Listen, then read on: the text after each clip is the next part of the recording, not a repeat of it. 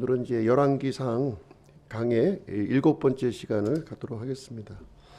오늘은 이제 이 7장 말씀을 함께 보실 텐데요. 7장은 이렇게 보시게 되면 상당히 내용이 길어요. 51장까지 이렇게 구성이 되어 있는데 상당히 복잡한 내용이 이렇게 수록이 되어 있습니다. 그래서 오늘은 세부적으로 이제 살펴볼 수는 없고 이 개괄적인 부분만 함께 보도록 하겠습니다.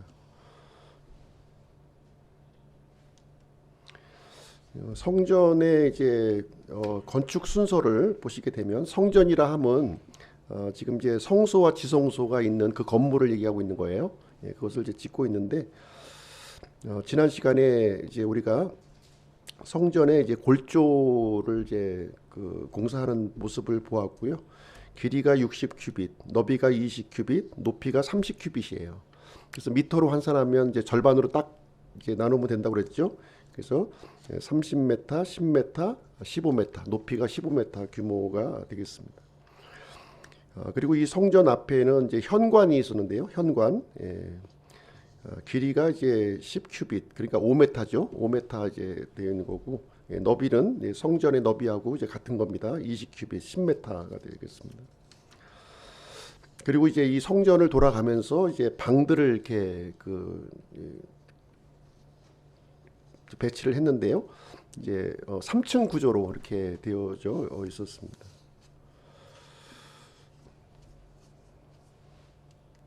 이어서 이제 성소와 이제 지성소 이렇게 이제 나눠지죠. 성전은 그래서 성소 안에는 등잔대, 보여주는 상, 그리고 향제단이 이렇게 위치하고 있었고요.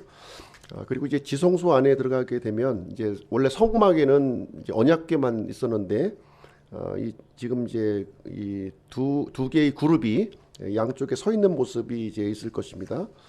높이가 이제 10큐빗, 그러니까 한 5m 되는 거예요. 상당히 높죠. 날개 길이가 이제 10큐빗. 이게 딱 폈을 때 5큐빗, 5큐빗. 5m예요. 5m. 그리고 이제 그룹이 두 개니까 이제 10m가 되겠죠. 그러니까 지성소가 10m니까 10m를 꽉 채우고 있는 그런 모습으로 이제 여기 이제 그림은 이제 상상도긴 하지만 이런 모습을 했을 것이다, 이렇게 추정을 하고 있는 것입니다. 그래서 오늘은 이제 7장 말씀을 이제 보시게 될 텐데, 갑자기 이제 성전 건축이 진행되면서 지금 이제 솔로몬의 왕궁을 짓는 장면이 나와요. 그래서 1절부터 12절까지 이제 기록을 하고 있는데, 마치 그 왕궁 건축이 끝나고 다시 이제 성전 건축이 이제 이어지거든요. 그래서 이제 솔로몬의 왕궁은 어떻게 보면 삽입된 내용처럼 보이는 거예요. 12절만 이렇게 해서 솔로몬의 왕궁에 대한 내용이 기록되어 있고, 이어서 13절부터 22절까지는 성전의 그 두 기둥, 그러니까 그 현관에 이제 들어서게 되면 커다란 두 개의 기둥이 있었는데 그 두 기둥 제작되는 부분이 이렇게 좀 어떻게 보면 이제 클로즈업 하듯이 이렇게 기록이 되어 있어요. 그리고 23절부터 51절까지는 성전의 기구 제작, 그러니까 성전 안에도 기구가 있었고 성전 밖에도 뜰에도 기구가 있었는데 그런 기구들을 이제 제작하는 내용이 이렇게 51절까지 이렇게 좀 장황하게 이제 기록이 되어 있습니다. 그래서 1절부터 12절까지 그 왕궁 건축, 솔로몬의 왕궁 건축을 어떻게 했느냐, 그 부분을 한번 보겠습니다. 여기 보시게 되면 1절 말씀 한번 보시죠. 6장 1절 말씀을 보시게 되면 7장 1절이죠. 7장 1절 말씀에 보시면 그러나 이렇게 시작하고 있어요. 그러나. 이게 성전을 쭉 건축한 내용을 6장에서 기록하고 있고, 이제 7장에 들어서면서 그러나 하면서 이제 솔로몬의 왕궁 건축이 이제 기록되어 있는데요. 솔로몬이 13년 동안 자기 집을 건축하여 자기의 온 집을 완성하니라, 이렇게 시작을 하고 있습니다. 성전 건축 기간은 몇 년이었나요? 6년, 7년. 7년이었죠. 근데 이제 자기 집을 건축하는 기간은 몇 년? 13년. 2배나 되는 기간이 이제 걸린 거예요.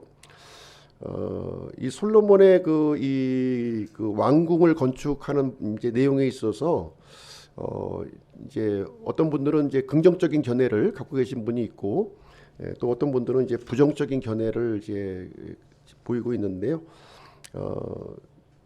일단은 이제 성경에서는 긍정도 부정도 하지 않고 있는 거예요. 그래서 이제 우리가 이제 그 안에 담겨져 있는 내용들을 우리가 좀 이렇게 살펴봐야 될 필요성이 있는 것 같습니다. 이 왕궁의 규모가 성전보다 더 컸다는 거예요. 왜냐하면 왕궁 이제 성전은 단독 건물이었고요. 왕궁의 경우는 복합 건물이다 보니까 아무래도 규모가 이제 더 컸을 수 있겠죠. 그리고 이제 그 성전 건축은 거의 준비된 공사였어요. 다윗이 이렇게 그 어떤 설계도를 또 이렇게 주었고, 다윗이 준비했던 그런 것들로 이제 구성이 되었는데, 사실 이제 이 왕궁 건축은 이제 새롭게 준비해야 되는 거죠. 솔로몬 입장에서는 모든 것을 새롭게 해야 되니까 아마 좀 이제 기간이 좀 길어졌을 것으로 보여집니다. 어쨌든 이제 이 성경은 긍정도 부정도 하고 있지 않지만, 우리가 이제 그 솔로몬의 그 다음 이야기를 우리가 좀 이렇게 살펴볼 때에는 이런 것들이 바로 어떻게 보면 이 그 솔로몬의 부패와 이 왕국의 분열로 이루어지는 것이 아닌가 하는 것을 우리가 좀 추론을 해 볼 수가 있겠습니다. 왕궁의 규모, 크기와 구조를 한번 볼 텐데요. 2절 말씀을 이제 보시게 되면, 그가 또한 레바논 숲에서 나무를 취해 집을 건축하였는데 그것의 길이가 100규빗이요 너비가 50규빗이고 높이가 30규빗이었으며 그 집은 네 줄의 백향목 기둥들 위에 놓였고 그 기둥들 위에 백향목 들보들이 있었더라. 이렇게 이제 기록되어 있습니다. 그래서 왕궁의 규모는 정확하게 이제 그 성전의 2배예요. 2배 규모로 이렇게 진 겁니다. 그래서 길이가 100규빗, 그러니까 50m죠. 너비가 50규빗, 25m, 높이가 30규빗. 높이는 똑같아요. 높이는 이제 15m 이렇게 된 겁니다. 그러면서 부속 건물들을 또 이렇게 그 솔로몬은 자신의 이런 왕궁뿐만 아니라 또 부속 건물을 또 이렇게 진 거예요. 백향목 기둥의 주랑과 또 이 왕자의 주랑, 이 심판의 주랑이라고 하는 건데요. 어떻게 보면 이제 재판하는 장소 같아요. 이 왕자의 주랑이라고 하는 것이. 그리고 또 이제 무엇을 지었냐면 자신의 왕궁 바로 옆에다가 이 파라오의 딸의 그 거처를 거기에 이제 마련을 하게 되었습니다. 특별히 이 왕좌의 주랑, 심판의 주랑과 파라오 딸의 거처, 그리고 이것은 같은 양식으로 이렇게 또 지었다는 거예요.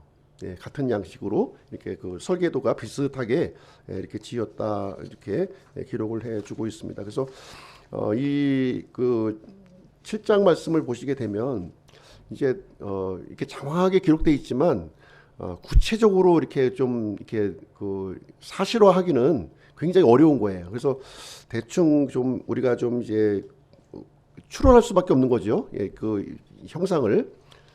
그래서 이제 여기 보시게 되면 맨 위쪽에 있는 것이 이제 그 성전이고요. 성전과 뜰이 이제 그 있고, 그 성전을 마주보는 자리에 이제 자신의 왕궁을 지은 거예요. 그런데 이제 이 왕궁의 크기가 어떻게 된다고요? 성전보다는 2배 크기로 이렇게 지었던 것이죠. 그리고 나서 그 이제 왕궁 옆에다가 이제 부속 건물들을 이렇게 쭉 이제 짓게 됐는데, 그 파라오의 집무실 바로 옆에 파라오 공주의 그 거처를 거기다 마련을 했고, 이쪽 편에 보시게 되면 레바논 그 백향목 나무를 이제 이게 나무 기둥을 많이 이렇게 심어가지고 이렇게 그 이제 주랑을 만들었고요. 그리고 이제 그 보좌의 주랑, 그러니까 이제 재판하는 자리죠. 재판하는 자리를 이렇게 마련하는 것으로 이제 정확한 그 이제 대충 어림잡아서 이런 구조로 되었을 것이다, 이렇게 생각을 하고 이제 학자들이 생각을 하고 있는 내용이 되겠습니다. 이제 솔로몬의 그 왕궁 옆에 그 파라오의 그 이 딸의 거처를 이렇게 두었는데요. 열왕기상 11장 1절에 보시면 이제 그 파라오의 딸만 이렇게 취한 것이 아니라 솔로몬이 많은 이방 여인들을 이제 아내로 이렇게 맞이한 거죠. 거기에 보면은 모압 족속, 암몬 족속, 에돔 족속, 시돈 사람들, 헷 족속의 여인들을 어떻게 보면 이제 솔로몬이 이제 평화의 시대를 구가하면서 정략 결혼을 이제 했는데, 그 이제 그 숫자가 몇 명이라고요? 아내가 700명, 첩이 300명. 뭐 이제 막 이제 그 점점 더 과감하게 나가는 거죠, 그렇죠? 예. 아마 그 파라오의 딸을 처음 취했을 때부터 아마 이것이 그 열려진 틈이 조금씩 조금씩 열려지면서 이제 걷잡을 수 없는 상황으로 이렇게 가는 모습을 이제 보게 되는 것입니다. 그래서 처음부터 이렇게 무너지는 것이 아니고요. 우리 삶에 보면 이렇게 작은 것을 이렇게 허용하면서 이것이 아주 이제 큰 구멍으로 이렇게 되고 또 그것이 이제 다 뚝 전체가 이제 무너져 버리는 그런 모습으로 이제 보여주게 됩니다. 그래서 이렇게 참 지혜롭고 이런 그 솔로몬이 결국은 하나님으로부터 돌아서는 우상 숭배자로 전락하는 내용이 이제 나중에 드러나게 되는데 이런 그 이제 자기 왕궁의 어떤 그 이 건축에서 참 어떻게 보면 이제 그 어떤 그 작은 싹이 이렇게 좀 일어난 것이 아닌가 하는 것을 우리가 생각을 해볼 수가 있습니다. 이 왕궁에 사용된 재료들도 이렇게 보시게 되면 9절부터 12절까지 보시게 되면 아주 귀한 재료들로만 사용한 거예요. 예, 돌도 아주 귀한 돌, 백향목, 나무 중에 나무죠. 백향목은 그래서 돌도 이렇게 다듬은 돌이죠. 다듬은 돌. 또 값비싼 돌로 이렇게 또 했고 또 기초석도 이렇게 10큐빗, 8큐빗 되는 돌인데 어떻게 됩니까? 5m, 4m, 5m, 4m 크기의 돌은 그 만들기가 굉장히 힘들어요. 오늘날에도 당시 아마 다 손으로 이렇게 해서 그것을 이제 이 현장에서 작업을 한 게 아니라 먼 곳에서 작업을 해가지고 이동해 온 거잖아요. 그러니까 얼마나 그 과정이 힘들었겠는가 하는 것을 이제 생각을 할 수가 있습니다. 그래서 짜 맞추는 공법인데요. 짜 맞추는 공법으로 이렇게 진행이 됐어요. 근데 이 그 자기 집을 지으면서 이제 솔로몬이 이제 이제 성전 건축을 하면서 이제 그 배운 노하우가 있잖아요. 그죠? 그 노하우를 그대로 자기 집에 이렇게 차용해 가지고 지었다는 거예요. 다윗 같았으면 그렇게 했을까요? 아버지 다윗이라면. 그렇죠. 아버지 다윗이라면 아마 물론 이제 자기 거처를 짓긴 지었겠지만 이런 식으로 짓지는 이제 않았을 것이다 하는 것을 우리는 또 추정을 해보게 됩니다.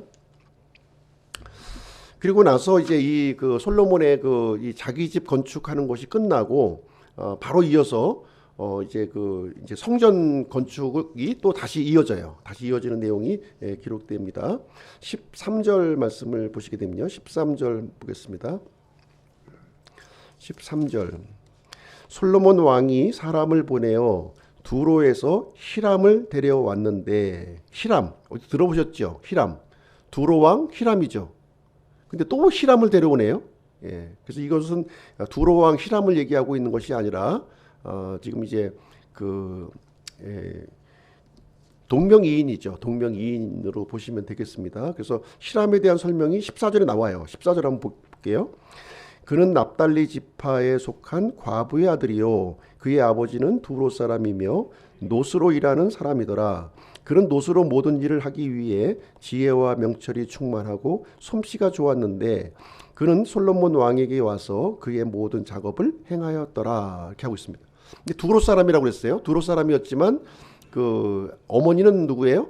어머니는 여기 보니까 납달리 지파 이스라엘 사람이었다는 거예요. 그리고 아버지는 두로 사람이었던 거죠. 두로. 그래서 어떤 연유인지 모르겠지만 두로에서 이렇게 살게 되었는데 아주 놋을 가공하는 데에 있어서는 아주 그냥 천재적인 기술을 가지고 있었던 그런 사람이었던 것이죠. 최고의 당시에 아주 이 두로 왕이 추천할 수 있을 정도로 아주 뛰어난 최고의 놋 대장장이었는데 이 사람을 이제 솔로몬이 이제 데려왔다 이렇게 얘기하고 있는 것이죠. 데려와서 어떤 일을 했느냐? 놋 기둥을 제작한 거예요. 놋 기둥. 그 현관에 성전의 현관에 두 개의 커다란 기둥이 이제 있었는데요. 그 기둥을 이제 히람이라고 하는 사람이 그것을 놋으로 이렇게 만드는 거예요. 놋으로 부어서 이렇게 만들었는데요. 이 규모를 보니까 이 규모가 엄청난 거예요. 규모가 높이가 18큐빗. 그러면 몇 메타예요? 9m. 9m가 되는 거죠. 둘레가 12큐빗, 6m예요. 6m. 기둥 머리가 5큐빗. 요 가운데 그 저기 둥그러 기둥만 이제 9m예요. 예, 9m고 그 위에 머리가 있죠. 머리가 5큐빗. 그 머리 위에 백합화가 또 있는 거예요. 백합화가 4큐빗. 그리고 이 밑부분 밑동이 기초 부분이 이제 또 이렇게 있는. 예. 그러니까 전체 길이로 보면은 이제 어떻게 됩니까? 한번 더하기를 한번 해보시죠. 18 더하기 18 더하기 9 하면은 27 더하기 8 하면 35큐빗. 네, 35큐빗이면은 어떻게 됩니까? 17m 되나요? 예, 17m 하면 그 3m씩만 잡아도 6충 높이의 그 기둥이에요. 예, 둘레가 6m 되는 엄청난 그런 그 두 개의 놋기둥을 이제 그 제작을 한 거죠. 굉장히 대단한 사람이에요. 그죠? 이 기둥의 이름이 있는데요. 이름을 보시게 되면 야긴과 보아스예요. 오른쪽에 있는 기둥이 야긴, 왼쪽에 있는 기둥이 보아스. 이렇게 이제 이름이 지어졌습니다. 21절 보시게 되면 또 그가라고 하는 건 누구냐면 히람이에요. 히람이 그 기둥들을 성전의 주랑 앞에 세우니라. 그가 오른쪽 기둥을 세우고 그것의 이름을 야긴이라 하며 왼쪽 기둥을 세우고 그것의 이름을 보아스라 하니라. 이 기둥의 이름을 누가 지었다고요? 히람이 진 겁니다. 예, 솔로몬이 진 게 아니라 히람이 진 거예요. 예. 근데 이제 이 그 야긴과 보아스의 그 뜻을 보게 되면 야긴은 저가 세우리라 이런 뜻을 가지고 있고요. 보아스는 그에게 능력이 있다 이런 뜻을 가지고 있는 거예요. 예. 그래서 이런 이 이름을 통해서 성전의 기둥의 이름을 짓는 걸 통해서 우리가 이제 이 히람이라고 하는 사람이 비록 반쪽 그 이스라엘이잖아요, 그죠? 한쪽은 그 이방인이고 아버지는 어머니는 이제 이스라엘 사람이고 반쪽짜리 이스라엘 사람이란 말이에요. 그럼 이 사람의 믿음이 어떤 믿음을 가지고 있었을까? 대충 생각해 볼 때는 믿음이 그렇게 좀 좋았던 사람이라고 보기는 어렵죠. 이런 가정의 배경을 보면. 그런데 지금 이 놋기둥의 이름을 이렇게 히람이 지은 것을 보게 되면 참 그 안에 그 속 중심에 믿음이 있었구나 하는 것을 우리는 또 가늠해 볼 수가 있는 거죠. 그래서 이 그 성전 공사라고 하는 이 대규모 그 국가적인 사업에 이 그 히람이라고 하는 사람이 이렇게 반쪽짜리 그 이스라엘 사람임에도 불구하고 참여가 되어서 지금 이제 하나님의 쓰임을 받고 있는 그런 상황이 이제 되겠습니다. 그래서 여기 이제 이 야긴과 보아스에는요, 이 이제 히람의 신앙 고백이 담겨 있다 이렇게 우리가 좀 생각을 해 볼 수가 있겠습니다. 그래서 이제 우리가 이제 그 야긴과 보아스 이 두 기둥을 통해서 우리가 이제 이 물리적인 그 기둥에 우리가 좀 그 초점을 맞추는 것이 아니라 이 신앙 고백이 중요한 거죠. 그렇죠? 이 신앙 고백이 중요한 겁니다. 그래서 우리 그리스도인들이 이 기둥을 물리적인 이제 구약 성경을 읽을 때 단순히 이제 물리적인 그런 기둥 여기에 우리가 초점을 맞추는 것이 아니라 이 그 성전의 그 이런 건물들이 의미하는 그 본질에 우리가 좀 초점을 두고 성경을 읽어야 된다는 거죠. 그렇죠? 그래서 성전에 있는 모든 이런 그 이 기물들이 이 건물들이 누구를 가리키고 있나요? 예수 그리스도를 가리키고 있는 거예요. 예수 그리스도를 가리키고 있고 또 예수 그리스도의 구성원들이 누구예요? 우리 믿는 사람들, 그리스도인들이라고 하는 사실을 가지고서 우리가 좀 성경을 읽을 필요가 있습니다. 그래서 고린도전서 3장 16절에 보시면 너희가 하나님의 성전인 것과 하나님의 영께서 너희 안에 거하시는 것을 너희가 알지 못하느냐. 그래서 하나님은 이렇게 물리적인 건물에 임하는 것이 아니라 이렇게 그 믿는 사람 안에 이렇게 거한다는 거예요. 그래서 그 건물의 그 구성 부품 하나가 그리스도를 밝히면서 동시에 우리 믿는 신자들을 의미하고 있다 이렇게 이해를 하시면 되겠습니다. 그래서 하나님의 그 거처를 이렇게 세워 나가면서 이 이제 하나님을 섬기는 사람들이 이제 성전 안으로 들어가잖아요. 제사장들이 들어가면은 반드시 이 그 두 기둥을 통과해야만 들어가는 거죠. 성전 문을 통과하려면 반드시 이 두 기둥을 이제 지나가야만 우리가 이제 성전 안으로 들어갈 수가 있으니까 이 두 기둥의 이름이 뭐예요?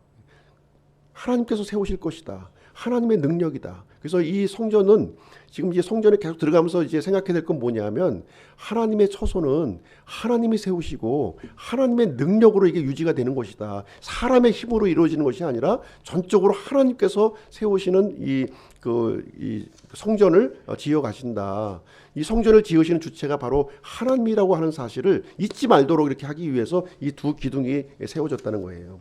나중에 이 두 기둥이 잘못된 용도로 쓰여요. 뭐 프리메이슨이라든가 일루미나티 그쪽에 어떤 그 상징물로 사용되어지긴 하지만 그건 이제 잘못된 사용이 되는 것이고 실질적인 의미는 이제 하나님의 거처 이것을 하나님께서 세우시고 하나님의 능력으로 이것을 지탱해 나가신다고 하는 이런 것을 보여주고 있는 것이고 우리 그리스도인들이 이러한 신앙 고백을 가져야 된다 하는 것을 우리에게 알려주고 있는 내용이 되겠습니다. 그리고 이제 이 히람이라고 하는 사람이 두 기둥만 지었을 뿐만 아니라 성전에 있는 각종 그 노수로 된 그 제품이 많잖아요. 노수로 된 것들이 많이 있는데 그것을 모두 누가 만들었다고요? 히람이 다 만드는 거예요. 히람이 다 만들게 됩니다. 그래서 23절부터 51절까지 내용을 보시게 되면 성전의 기구들이 이제 쭉 이제 나오게 되는데요. 이 기구들을 다 히람이 이제 만들었다는 거예요. 그 첫 번째 나오는 것이 뭐냐면 23절에 놋바다가 나옵니다. 놋바다. 노수로 만든 이제 바다인데요. 이제 물두멍을 이제 그 성막에는 물두멍이 하나였죠. 하나였는데 성전을 만들면서 큰 물두멍 하나 이것을 바다라고 불렀고요. 그리고 작은 물두멍 10개를 만드는 거예요. 이 뜰에다가. 그래서 5개 이렇게 배치를 했는데 이제 큰 물두멍이라고 보시면 되겠습니다. 얼마나 큰 물두멍이냐 뭐 보시게 되면 지름이 10큐빗, 지름이 5m. 수영을 해도 될 것 같아요. 수영. 조금만 해도 수영도 가능할 것 같습니다. 둘레가 30큐빗. 둘레가 30큐빗이에요. 그러니까 15m 줄로 이렇게 돌릴 수 있는 것이고요. 높이는 5큐빗, 2.5m. 잘못하면 빠져 죽을 수 있어요. 들어가면은. 그렇죠? 깊습니다. 그리고 이 받침을 보시게 되면 이제 소들이 또 있어요. 소가 12마리. 12마리. 그래서 3마리씩 이렇게 동서남북으로 이렇게 포진이 되어 있고요. 용량을 보시게 되면 2000바스 이렇게 되어 있는데 1바스는 21리터입니다. 그럼 2000바스면 어떻게 돼요? 22 곱하기 2000 44,000 한 44톤 44톤의 물량이 들어가니까 보통 그 어떻게 됩니까? 어쨌든 뭐 이게 상당히 그 많은 양이에요. 많은 양의 물이 그러니까 이게 바다라고 부르는 거예요. 바다. 엄청나게 크니까 이 바다. 그래서 성경에 보시면 이렇게 갈릴리 호수도 바다라고 부르잖아요. 호수인데 왜 바다라고 부르냐면 물이 많이 모여 있으면 바다라고 부르는 거예요. 성경에선. 그래서 이것을 또 이렇게 만들었고요. 그 다음에 이제 그 물두멍을 10개 또 만드는 거예요. 물두멍 10개. 38절에 보시게 되면 그 뒤에 그가 물두멍 10개를 놋으로 만들어 한 물두멍에 40바스를 담았으며 이렇게 되어 있습니다. 40바스. 이 물두멍의 이제 그 지름이 이거는 좀 작죠. 좀 작은데 4큐빗이에요. 4큐빗.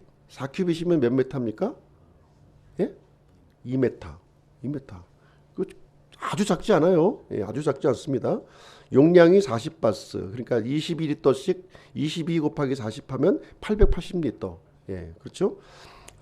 그리고 이제 받침대가 또 있어요. 그 물두멍을 이제 물을 이제 하려면은 아마 밀어서 이렇게 수레처럼 만들었겠죠. 받침대가 이제 4 곱하기 4 곱하기 3큐빗 이렇게 되어 있고요.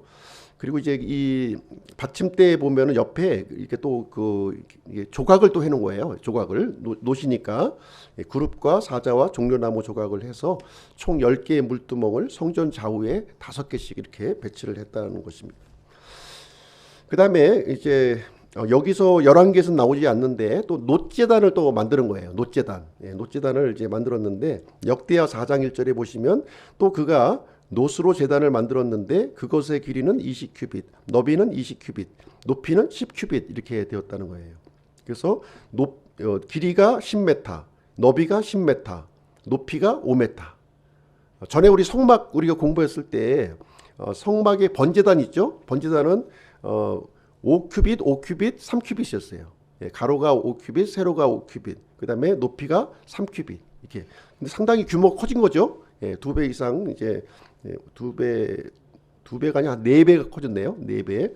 4배 정도가 커져서 그래서 이제 그 솔로몬이 이제 희생 헌물을 이렇게 드렸을 때 성막에 있을 때는 많은 양의 희생물을 드리지 않았던 거죠. 반면에 이 성전에서는 엄청난 그 이 희생물들이 여기서 이제 드릴 수 있게 되었다. 이렇게 이해하시면 되겠습니다. 대충 이제 그 이 글로 읽기는 참 좀 난해해요. 난해한데 그래도 이렇게 머릿속에 그림을 좀 그려놓고 읽으시면 조금 이제 이해도가 좀 올라가리라고 생각이 됩니다. 그래서 성전의 이제 가상도예요. 이게 가상도인데 가상도입니다. 그래서 이제 그 이 성전의 뜰을 보시게 되면 큰 그 놋바다가 있고 10개의 물두멍이 이렇게 배치가 되어 있다. 그리고 번제단이 또 있고요. 그리고 이제 성전에 들어가기 위해서는 이제 현관에 2개의 큰 놋기둥이 이렇게 있는 것이죠. 야긴과 보아스라고 하는 놋기둥이 있고, 그래서 성전 문을 이렇게 열고 들어가면 그 안에 이제 그 외벽은 전부 돌로 돼 있는 거예요. 이 골조는 이제 돌로 이렇게 만들었고, 그 성전을 돌아가면서 여러 가지 그 방들을 이렇게 3층으로 배치를 이제 한 상태고요. 그래서 성전 문을 이렇게 쫙 열고 들어가면 이제 무엇이 보이냐면 이제 그 이 금 등잔대하고 보여주는 상이 이제 보이는 거예요. 성막했을 때는 하나하나였죠. 예, 하나였지만 지금 이제 성전은 규모가 좀 더 크다 보니까 금 등잔대가 10개, 그리고 그 보여주는 상이 10개. 그래서 5개씩 이렇게 배치가 된 거예요. 그렇죠? 예, 서로 이제 등잔대와 보여주는 상이 마주 보도록 이렇게 하면서 이제 10개씩 이렇게 배치가 되었고, 벽체는 전부 그 백창목으로 다 둘러 덮었고, 그 위를 다시 금으로 덮어서 이렇게 그 이제 해놓은 완전히 황금, 내부는 황금으로 이렇게 된 거예요. 문부터 시작해서 바깥 부분은 다 놋이고요. 놋과 이제 돌이고, 안쪽 부분은 전부 이제 금으로 다 이제 이게 입혀놓은 그런 상태가 되겠습니다.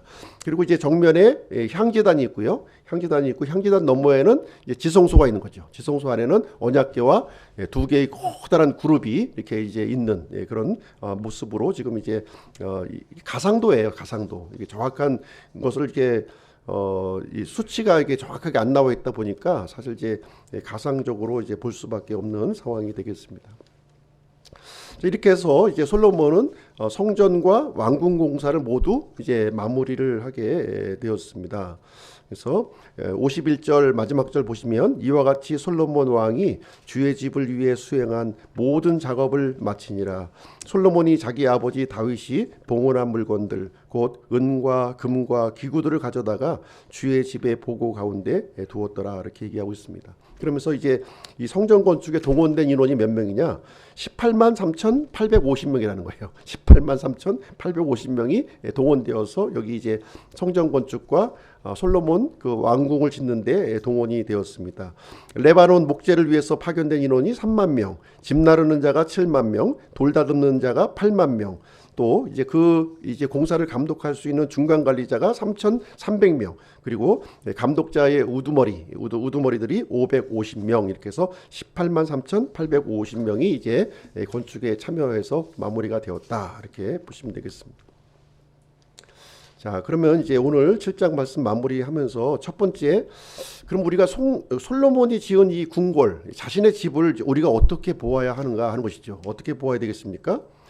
성전과 이렇게 마주 보면서 이렇게 지었어요.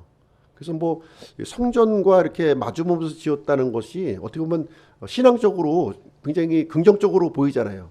하나님의 집과 바로 연이어서 이제 내가 거처하는 집을 지었으니까 굉장히 긍정적인 모습처럼 이렇게 보이는데, 좀 자세하게 좀 이렇게 그 솔로몬의 그 자신의 집을 이렇게 보시게 되면 성전의 크기 2배 규모였고요.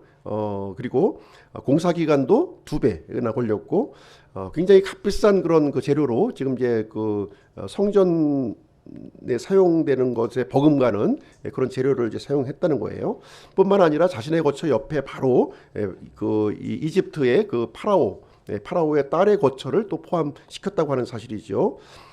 그래서 이제 어떻게 보면 이제 성전보다는 왕궁이 이렇게 그 많은 그 일들이 이루어지다 보니까 어떻게 보면 이제 그 성전은 예배 공간이고 이 궁궐은 이제 어떤 왕의 통치 영역이다 보니까 좀 넓을 수밖에 없다는 것은 우리가 이해를 해요. 그럼에도 불구하고 조금 이제 찜찜한 거죠. 이런 부분이 나중에 솔로몬을 이렇게 부패하게 하고 이렇게 우상 숭배자로 이제 전락하는 그런 어떤 그 단초를 마련한 것이 아닌가 이렇게 보게 되는 것입니다. 그래서 이 하나님의 일이라고 하는 것을 우리가 하나님의 일을 하면서 굉장히 조심해야 될 부분이 있다는 거예요. 우리 같이 이렇게 인원수도 적고 교회가 작은 경우는 크게 뭐 이게 문제될 건 없는데 이제 요즘에 그 대형 교회들을 보면은 마치 이렇게 큰 그 규모의 건물을 짓고 많은 성도들이 모여 있는 것 자체가 하나님께 영광을 돌리고 자신이 하나님을 위해서 큰 일을 한 것이 아닌가 이렇게 생각하는 경우가 많이 있는 것이죠. 근데 하나님께서도 과연 그것을 그렇게 보시느냐 하는 것이 문제가 되는 거예요. 하나님께서도 그렇게 과연 판단하실까 하는 부분이 되겠습니다. 여기 보시게 되면 이제 이 성전 건축은 5장부터 해서 이제 9장까지 이렇게 쭉 이제 이어지는 거예요, 기사가. 그런데 솔로몬이 이렇게 자기 집을 짓는데 지금 이제 그 성전보다 2배나 되는 건물을 지었고 또 2배나 되는 기간을 거쳐서 이렇게 좋은 재료로 지었잖아요. 근데 이것을 단 12줄로 압축을 하고 있다는 거죠. 그냥 성전 건축을 쭉 진행하면서 어떻게 보면 기간적으로도 이제 왕궁 건축이 더 많은 노력과 어떤 시간이 들었음에도 불구하고 실제 성경에서는 어떻게 기록하고 있냐면 12절에 이렇게 삽입된 것으로 솔로몬이 자기 집을 그렇게 지었대. 성경이 이렇게 얘기하는 거예요. 하나님의 집을 지으면서 자기 집을 이렇게 지었대. 뭐 이렇게 기간은 뭐 2배나 걸렸고 성전은 뭐 이렇게 성전보다 또 2배 규모로 또 했고 또 그 이집트에 있는 그 딸 거처도 거기 만들었대. 이런 정도로 이제 묘사하고 있는 거죠. 그럼 이것이 어떻게 들리십니까? 제 표현이 좀 약간 부정적으로 들릴지는 모르겠지만 이게 하나님께서 기뻐하시는 일이라고 볼 수가 없는 거죠. 그렇죠? 이런 부분을. 그래서 실질적으로 하나님께서 카운트하시는 거는 뭐냐? 참 이 일이 하나님을 위해서 한다고 하지만 거기에 이제 내가 이제 나의 일을 삽입시킨 거잖아요. 나의 일을 겉으로는 하나님의 일로 포장을 해놨지만 그 안에 이제 내가 중요시하는 나의 일이 들어간 거죠. 그렇죠? 이런 부분이 이제 있습니다. 그래서 하나님께서 보실 때는 자신을 위해서 일한 것들은 이렇게 중요시하게 안 보신다는 거예요. 그냥 이렇게 스쳐 지나가시는 것이고 실제 하나님의 관심은 어디였어요? 하나님의 거처가 지어지는 것, 그것을 이렇게 귀중하게 보고 계신다는 것을 우리는 이제 보겠습니다. 그래서 이제 우리가 이제 가져야 될 태도는 뭐냐? 이게 이렇게 다윗이 가졌던 이런 태도가 중요한 것 같아요. 다윗과 같이 시편 84편 10절에 보시면 주의 뜰에서의 한 날이 천날보다 나으니이다. 내가 사악함의 장막들에 거하는 것보다 차라리 내 하나님의 문지기가 되겠사오니. 이런 태도를 우리가 하나님 앞에서 갖는 것이 더 올바른 것이 아닌가 이렇게 생각을 하게 됩니다. 두 번째로 성경은 이제 사실을 기록합니다. 팩트를 이제 기록해서 그것을 통해서 이제 하나님의 진리를 우리에게 이제 가르쳐 주고 있는 것인데요. 이 솔로몬의 이 기사를 통해서 우리가 이제 솔로몬의 모습을 보는 것이 아니라 우리의 모습을 봐야 되는 거예요. 이 솔로몬 같이 이렇게 지혜롭고 이렇게 능력 있는 이런 왕을 통해서도 참 나는 내가 솔로몬의 입장이 되었다면 나는 어떻게 했을까 하는 것들을 한번 좀 겸손한 마음으로 비춰볼 필요가 있을 것 같습니다. 그래서 이 타락이라고 하는 것은 이게 한 번에 그냥 뭐 이렇게 갑자기 타락하는 것이 아니라 서서히 이렇게 마치 조미 쓰는 것처럼 서서히 우리의 아주 미세한 부분부터 파고들어서 우리 전체를 이제 이렇게 무너뜨린다는 것을 우리가 기억해 볼 필요가 있겠습니다. 그래서 내 생각을 가지고 하나님의 생각을 가늠하는 거 너무 많아요. 내가 이렇게 생각하면 하나님도 이렇게 기쁘게 받아주시겠지 이렇게 생각하는 경우가 너무 많다는 거죠. 내 생각을 하나님 앞에 관철시키기보다는 하나님 앞에 내가 순종하고 겸손한 마음을 품는 것이 더 필요한 거죠. 예.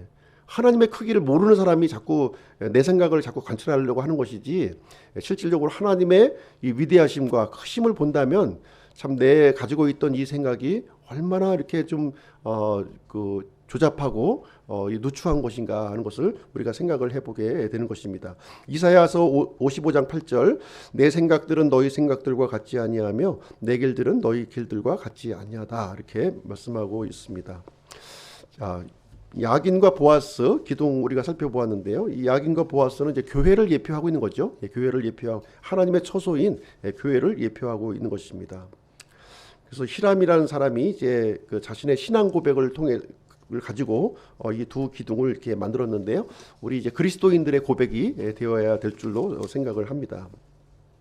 그래서 이 성전은 하나님께서 건축하시는 거예요. 사람이 건축하는 것이 아니라 하나님께서 이렇게 건축한다. 실질적으로 솔로몬이 그 자신이 건축한 것처럼 이렇게 어떻게 보면 홍보를 하고 있지만, 실질적으로 우리가 그 이 내막을 들어가 보게 되면 하나님께서 솔로몬에게 지혜를 주셨고, 또 히람이라고 하는 사람을 또 준비시켜서 이 모든 과정들을 진행하도록, 또 다윗을 통해서 이렇게 또 이 재료들을 또 준비하셨고, 또 다윗을 통해서 이렇게 또 설계도를 주셨고, 이런 방식으로 하나님께서 사용하셨던 것이지, 솔로몬이 하나님을 위해서 일한 것은 아니다 하는 것을 여기서 우리에게 가르쳐 주고 있는 내용이 되겠습니다. 그래서 교회 건축도 마찬가지죠. 교회 건축도 우리가 사람이 하나님을 위해서 무엇을 하는 것이 아니라는 거예요. 철저히 내가 하나님의 뜻에 순종해서, 비록 내가 문지기의 역할이라 할지라도, 우리가 그 하찮은 그런 역할이라 할지라도 기꺼이 내가 그것에 이제 감사하고 순종하는 자세가 이 교회 그 하나님께서 요구하신다는 것을 이제 말씀드릴 수 있겠습니다. 결론은 하나님의 말씀에 순종하여 우리 자신을 하나님의 처소로 내어드리며 세상과 구별된 모습으로 살아가기를 축복드립니다. 오늘은 이제 열왕기상 7장 말씀을 함께 살펴보았고요. 잠시 기도하는 시간 갖도록 하겠습니다. 한 1, 2분 정도 이렇게 기도해 주시고요. 이연복 형제님 마무리 기도하고 이렇게 마치도록 하겠습니다.